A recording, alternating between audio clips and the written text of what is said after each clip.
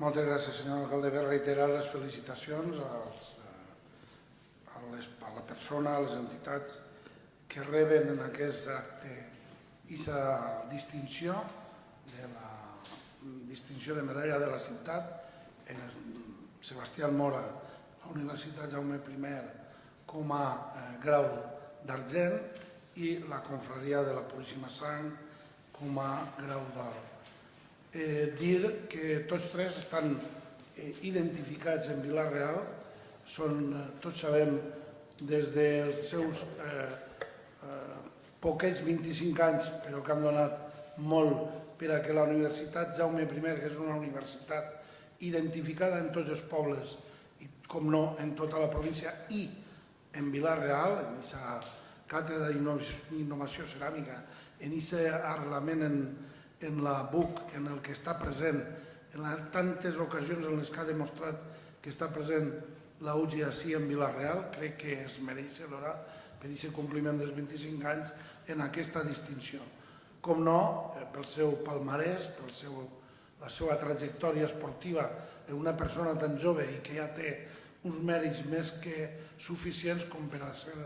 mereixedor d'aquesta distinció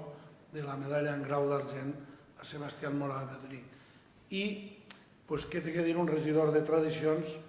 i què té que dir una persona que té més de 50 anys, jo diria que més de 55,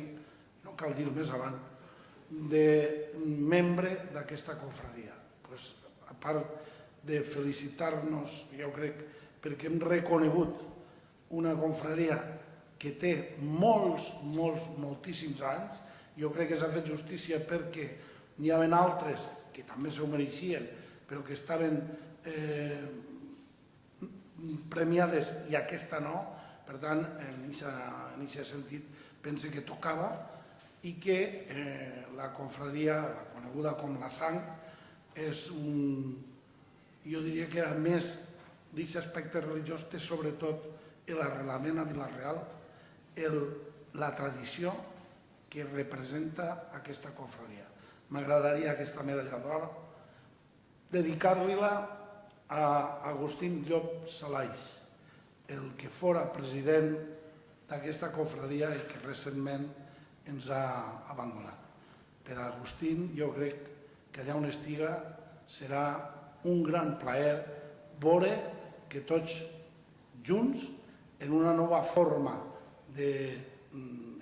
dotar a aquelles persones que s'ho mereixen o entitats que són mereixedores, una nova forma com és la que hem fet en el procediment en aquest cas i que espere que se millore i continuï per aquest camí, estarà molt content. Moltes gràcies.